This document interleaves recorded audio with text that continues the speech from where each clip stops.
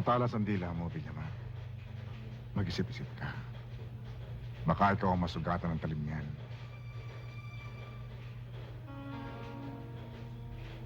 Kapag ang katotohanan ng umiral, Congressman, malalim ang iwan ng talim. Walang iniwan sa katotohanan hindi atake sa puso ang kinamatay ng aking kapatid. Hindi ba, Hepe? Nagtanong din ako tungkol sa'yo at nalaman kong hindi magandang pamamalakad mo rito.